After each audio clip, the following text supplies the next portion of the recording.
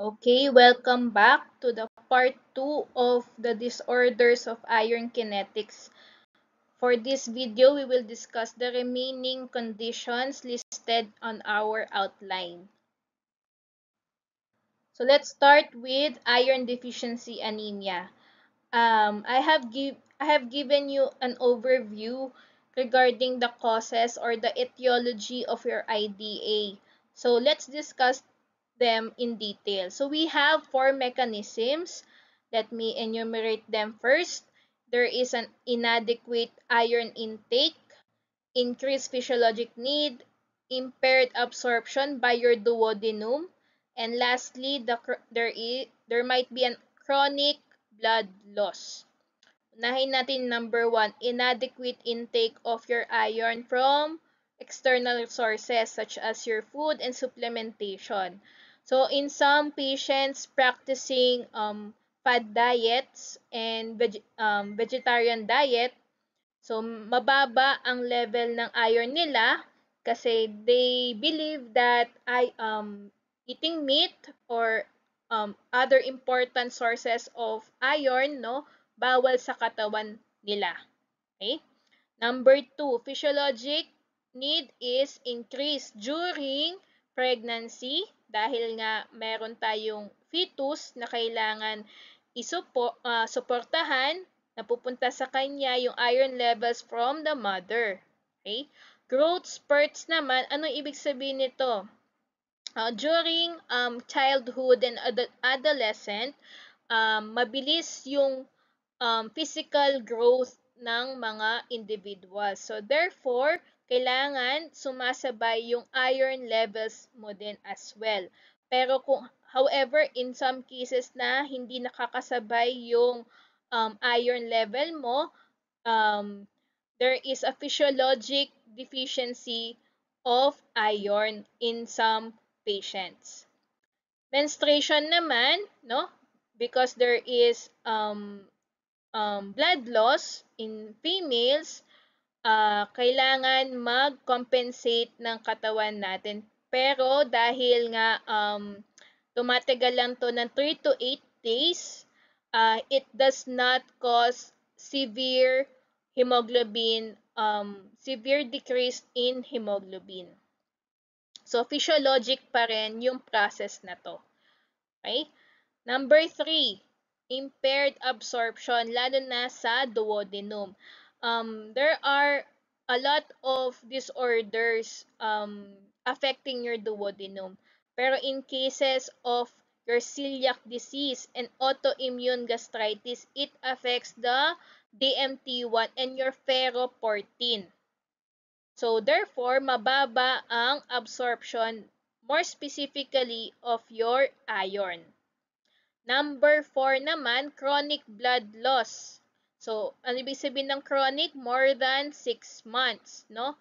So, meron tayong mga individuals na laging nagba-blood donation, no? Hindi nila inaantay yung tamang interval between two donations. So, minsan, meron tayong cases na binabayaran sila. So, kapag may kapalit kasi na pera, mas madalas hindi nila sinusunod yung tamang interval between the blood donation.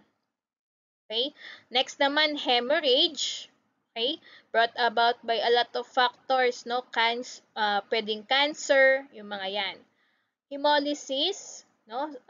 It might be caused by an extrinsic or intrinsic factors, and prolonged menorrhagia. Sabi ko kanina, no, 3 to 8 days ang normal duration of your menstrual period. Pero beyond 8 days and mas marami ang blood flow mo, ang term na doon ay menorrhagia. Okay. For another overview of iron deficiency anemia, no? So we have different stages of iron depletion. Okay? Una muna sa lahat, no? Sa lahat ng compartments, ang unang maapektuhan ay yung storage compartment. Next naman, yung transport compartment. And lastly, yung functional compartment. So, sa stage 3 din makikita yung mga primary symptom of your IDA. Kasi yung functional compartment na yung naapektuhan or bumabagsak. Okay? Again, no, the functional compartment involves the hemoglobin. Okay? Na nasa RBC, which has a lot of biochemical processes. Kaya pag wala yan, doon mo na mapapansin yung mga signs and symptoms of IDA kapag nasa stage 3 na. No? In laboratory test, no, pwede mong ma-differentiate yung bawat stages. Again, balik tayo. Maunang babagsak si storage, then transport, and lastly, the functional. So, ito yung magiging basis mo, no, yung expected results ng mga laboratory test. Unahin natin yung stage 1. Dahil yung storage area pa lang naman ang nababawasan, no, expect mo dyan sa stage 1 na ang low levels mo ay ferritin pa lang. Okay? Sa stage 2 naman, transport compartment ang may in addition to the storage compartment, transport compartment din ay apektado na. So, makikita mo dyan, no? Bawas si ferritin, okay? Apektado si serum iron na nasa serum, okay? 'Di ba? Kapag nasa bloodstream, no, wala yan sa bone marrow. So, therefore, nasa transport compartment yan. And increase si TIBC. Again, no, meron tayong rule, 'di ba? Na-discuss natin kanina, mababang iron, mataas na TIBC. Pag mataas ang iron, mababa ang TIBC mo. In this case, ay sa stage 2 iron depletion, mababa ang serum iron niya, kaya baligtad si TIBC. Okay? Sa stage 3 naman, on top of your storage and transport compartments, no? Bagsak na rin si functional compartment. Kaya dito mo palang makikita na ang hemoglobin mo ay bagsak kapag nasa stage 3 na. So what are the clinical presentations or classic signs and symptoms of your IDA? So una sa lahat, no, patients having IDA who have IDA show easy fatigability and shortness of breath plus any of the following. Pallor, ano ibig sabihin ng pallor? No, pale color, more commonly sa conjunctiva. Glossitis naman simply means inflammation of your tongue. Kaya, minsan namamaga yung kanilang mga dila. Okay? Next, angular cheilitis or the inflammation of the angles of your mouth, no? Doon sa corners ng both corners of your mouth, no? Meron kang mga cracks or minsan redness. Next, koilonychia. Koilonychia is the spooning of the nail beds of your fingers.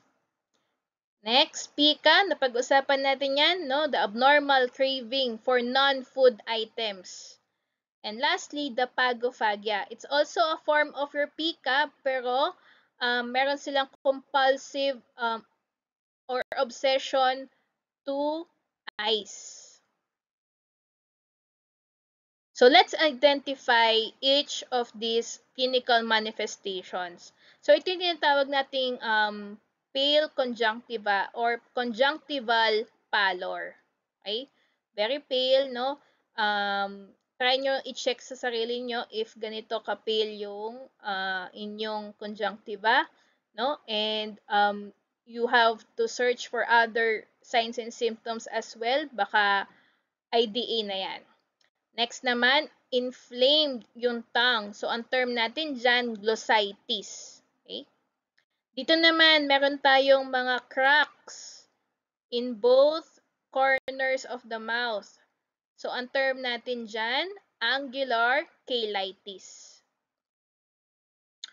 Dito, meron tayong indented depression or inward depression ng nail bed.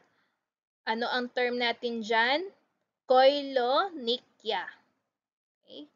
And then next, ice naman tong kinakain ng patient, no? If there is a compulsive craving, ibig sabihin palagi, no? Uncontrollable craving for ice, ang term natin dyan, pagophagia.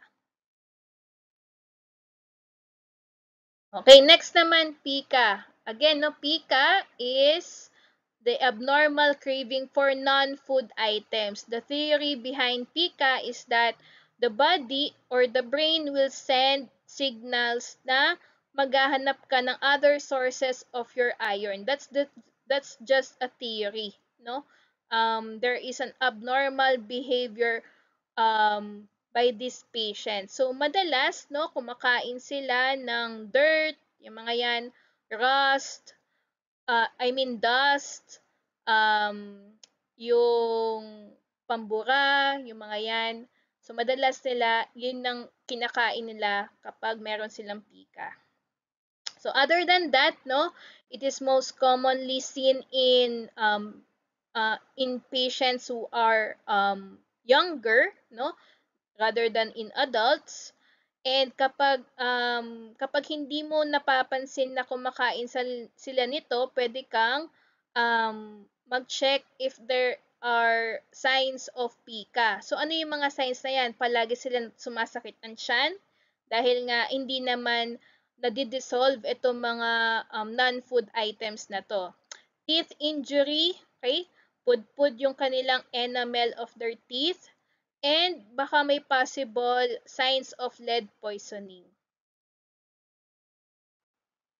So how does a patient respond to iron supplementation or treatment? So matagal ang process bago mo ma-normalize yung serum iron levels ng pasyente. So after 1 to 2 days of iron supplementation, ang una pa lang magno-normal ay yung hemoglobin ng reticulocytes. Okay? After 5 to 10 days, magno-normalize or mag-increase na yung levels of your reticulocyte cells. After 2 to 3 weeks naman, doon pa lang makikita through your CBC na tumataas na yung hemoglobin but not yet normal. Kailan siya magno-normal? After 2 months of your supplementation. And then hindi lang dito dapat matatapos yan. Kailangan mo rin ma-replenish yung stored iron mo. Okay?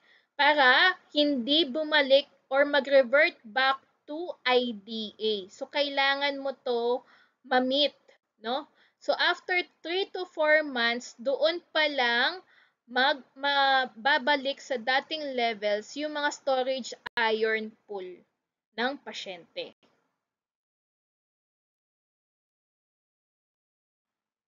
Next disease is sideroblastic anemia. In this case, there is an iron accumulation and you can detect this iron accumulation by doing Prussian blue staining of your bone marrow aspirate. Under microscope, you can identify two abnormal RBCs. Siderocyte is iron accumulation in mature RBC. Pero iibahin natin yung term kapag sa mga young RBC, okay? Yung mga erythroblastic stages mo. Ang tawag na doon ay sideroblast. Back in histology, no? Ano ang difference? Paano malaman kung younger yung cell or older yung cell? Ang terminologies natin sa mga younger cell, ilalagyan natin ng blast sa dulo, while kapag mas mature, cyte. Okay? Kaya in mature RBC, siderocyte, immature RBC, sideroblast. Okay? The hallmark of this disease is called the ringed sideroblast. Mas specific siya kasi merong kasamang pattern of the inclusions. So, ito yung tinatawag nating ring sideroblast, no? Para siyang rings. So, in medical terminologies, no, lalo na sa mga pathologist, ang description natin diyan, there is a perinuclear halo. Halo means ring formation of iron deposits. Pero hindi sila nakakapasok sa loob ng nucleus. Nasa labas lang. Okay? Kaya mapapansin mo dito, ito yung nucleus, no, itong darker staining, and then yung mga iron deposits natin or accumulation nasa gilid lang. Ito rin. Ayan.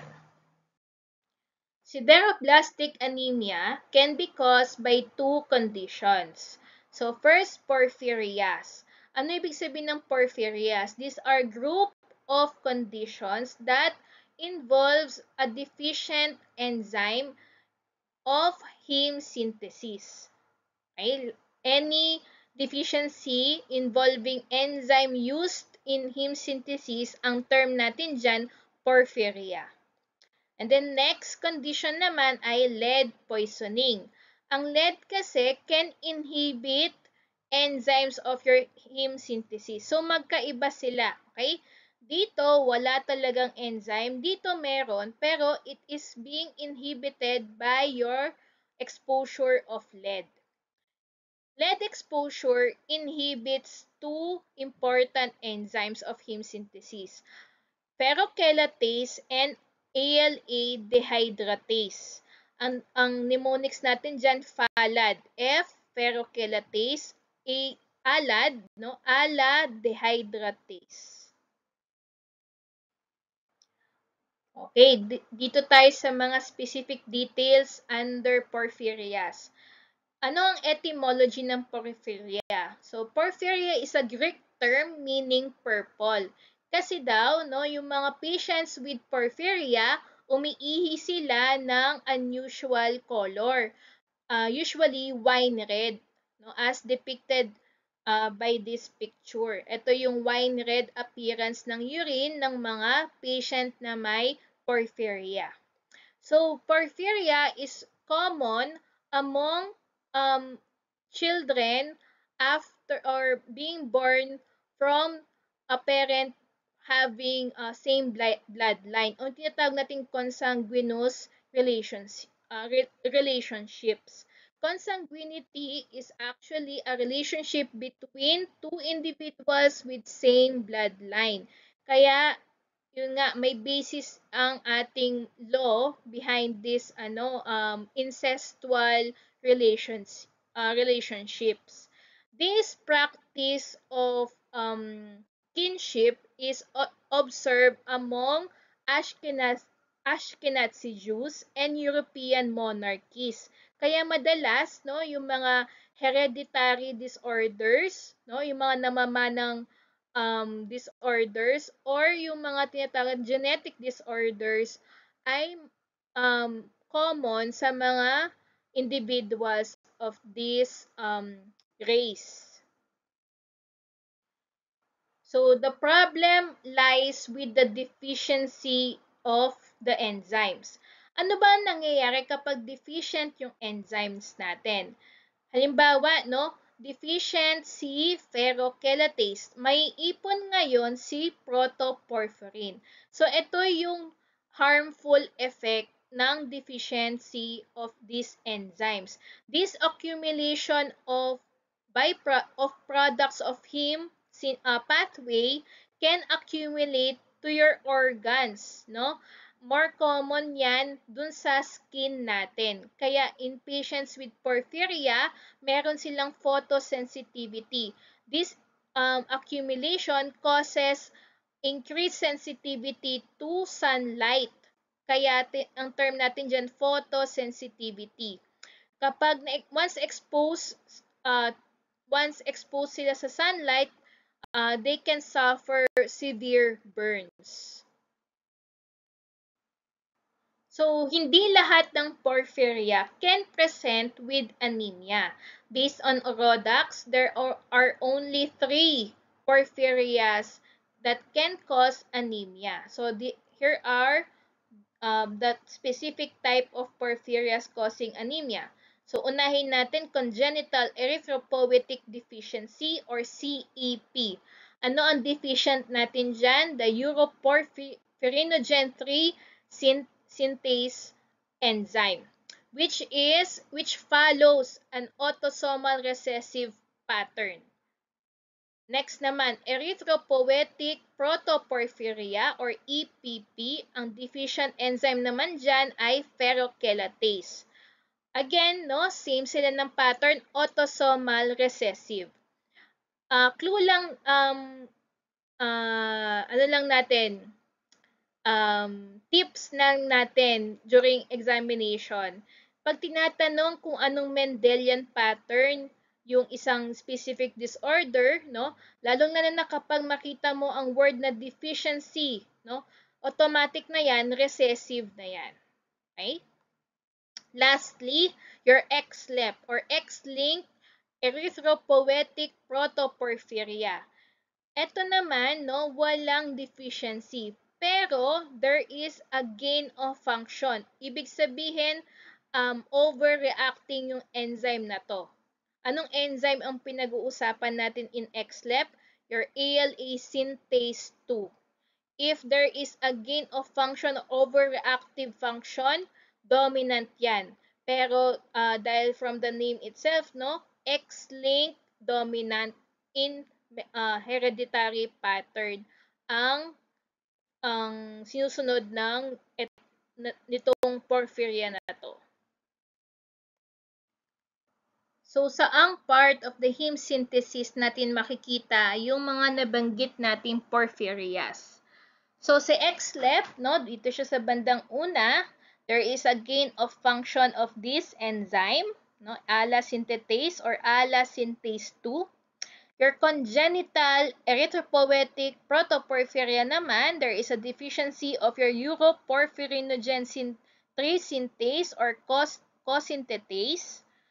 While your erythropoietic protoporphyria, ferrochelatase deficiency.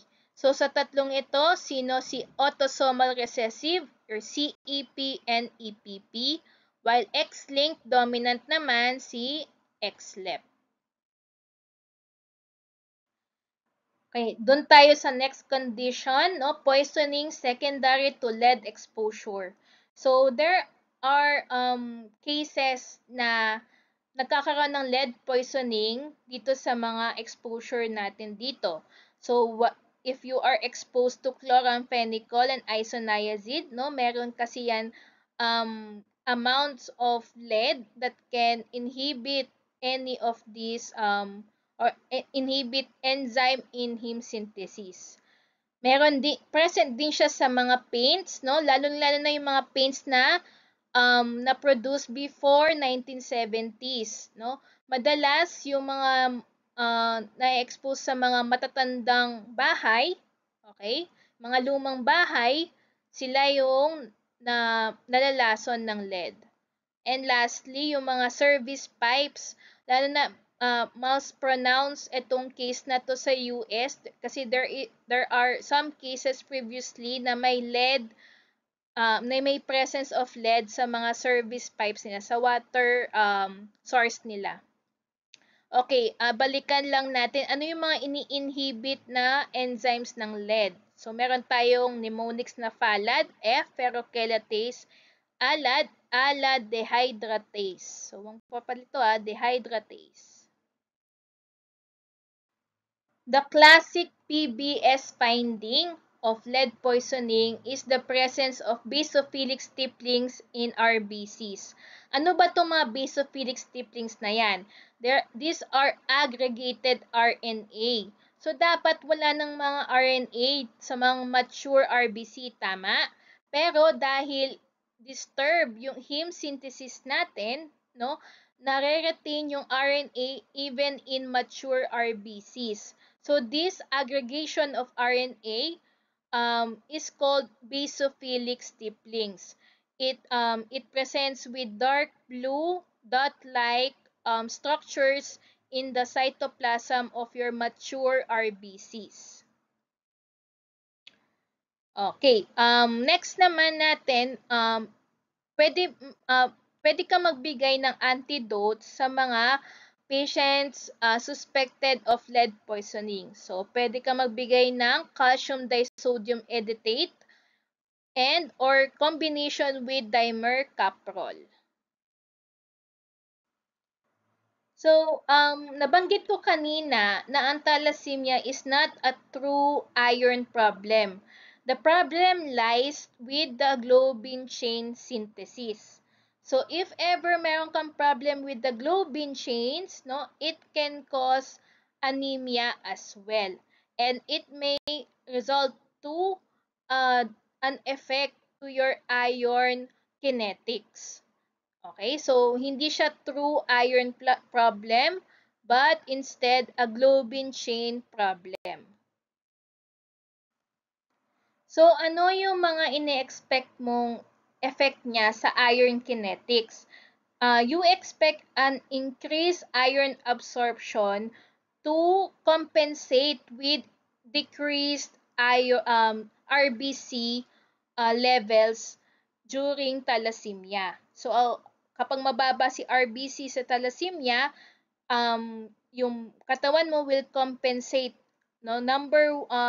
One of the compensation is that it will increase its iron absorption.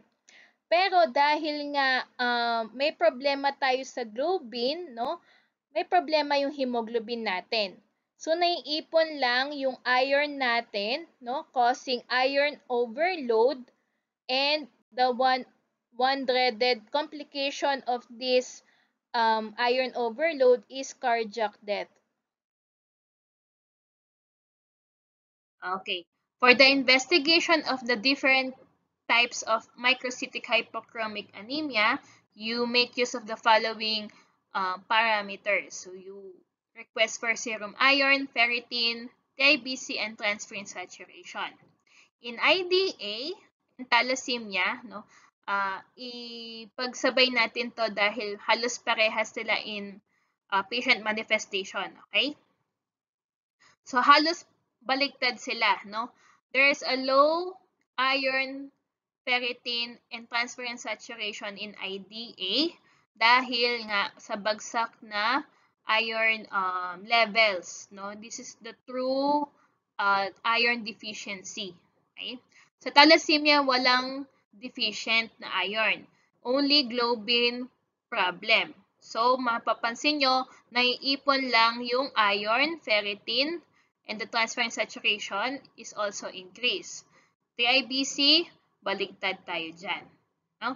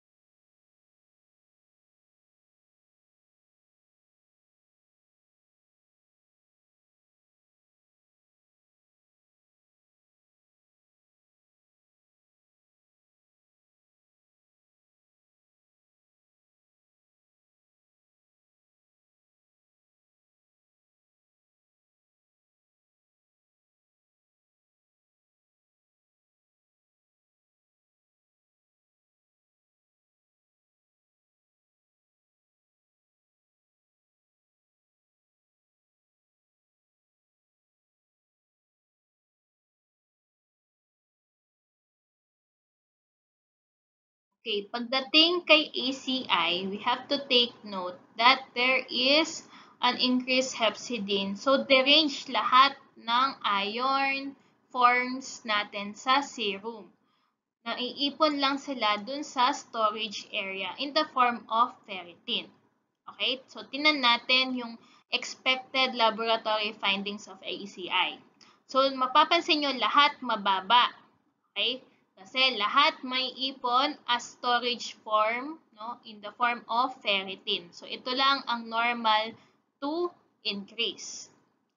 In sideroblastic anemia naman, baliktad siya ni ACI. Okay? Ang problem natin dito is the enzymes of heme synthesis, no, okay sana yung iron natin. Kaso, naiipon sila due to non-usage. Okay? Hindi natin nagagamit. So, naiipon ng iron sa serum, naiipon ng iron sa as ferritin in the storage area, and the transferrin saturation as well. Remember nga natin, di ba, transferrin saturation is directly proportional to your serum iron. Indirectly proportional lang si TIBC. Okay, in this slide, pakilagyan ng star or heart or smiley kasi important itong question na to. Laging tinatanong sa board exam and sa mga board review centers. Question, what is the laboratory test used to differentiate IDA from thalassemia? Actually, may dalawang answer dito. So, pwedeng TIBC and RDW or the red cell distribution width. Ano ang pinatanda ko sa inyo kanina? RDW, ang RDW sa thalassemia ay normal, sa IDA increase. Same sila ng expected result sa TIBC, correct? Ang TIBC ng thalassemia ay normal to low, TIBC ng IDA ay increase. So, huwag kakalimutan tong table na to. IDA, laging high. TIBC and RDW. Thalassemia, normal. TIBC and RDW. Okay, iron overload naman. So, aside from being deficient, no, yun yung major problem natin with iron, di ba? Madaling mawala or madaling mabawasan. Merong cases naman na nag-overload tayo. In cases of, number 1, the major cause of iron overload is the excessive iron supplementation. Lalo na sa mga patient na hindi naman kailangan talaga ng iron. So, ingat tayo in taking iron tablets. Okay? Dapat na-establish talaga na mababa nga yung iron levels nyo. Kung hindi, magkakaroon tayo ng problema. So, in this problem kasi, no, normally, ang ferritin should be excreted through urine and hemosiderin is deposited in bone marrow and in other organs na kailangan ng iron such as in liver and spleen. So, ito ang normal storage area ng or the normal pathway for the ferritin and hemosiderin. Kapag nagkaroon ng overload, okay, the ferritin is still continuously excreted through your urine, no? Pero ang problem natin is hemosiderin. It is water insoluble. Therefore, wala kang means para mailabas mo to kahit sumusobra na sila. So, it will be deposited not only in the bone marrow plus other organs. So, titinan natin ano pa yung ibang organs na pwedeng magtago yung hemosiderin. And another cause, di ba kanina nabanggit ko sa inyo, the major cause is the iron supplementation. Ang other cause is the hemochromatosis, which is hereditary in nature. Namamana ito. So, tuloy tayo with this type of iron overload. Sabi nga natin, no, hereditary in nature siya. Ibig sabihin, may genetic defect. Ano ang genetic defect nitong condition na to? It's at the HFE protein which will which has an role in managing your ferroportin and hemosiderin levels in the body. So, ano nangyayari kapag mayroon kang mutation in HFE protein? Number 1, there's an excessive absorption by your ferroportin. Naalala niyo si ferroportin, saan makikita ito? Sa duodenum, kasi siya yung may role in iron absorption. And then next, there is an excess stored iron in the form of hemosiderin. Diba ang storage natin is either ferritin and hemosiderin. So, kapag may HFE protein mutation, halos lahat ng iron mo nako-convert into this type of storage form. Now, di ba nabanggit ko sa inyo, Kapag mas sobra-sobra ang hemosiderin natin, pwede yan magtago in other organs aside from your bone marrow. So, pwede sa liver, which can cause cirrhosis and even liver cancer. Okay? Sa pancreas, which may cause diabetes kasi sisirain niya yung mga beta cells of the pancreas which produces your insulin. Kaya kapag mababa ang insulin mo, magkakaroon ka ng diabetes. Pero in this case, ang tawag sa diabetes niya is diabetes dahil yung skin ng pasyente bronze-like in color.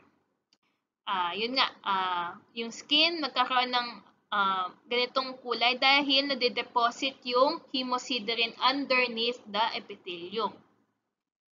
And lastly, pwede mag-deposit dun sa heart muscles causing congestive heart failure.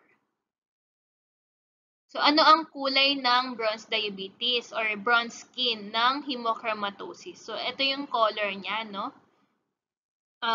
Sabi sa book, golden brown in color. Okay?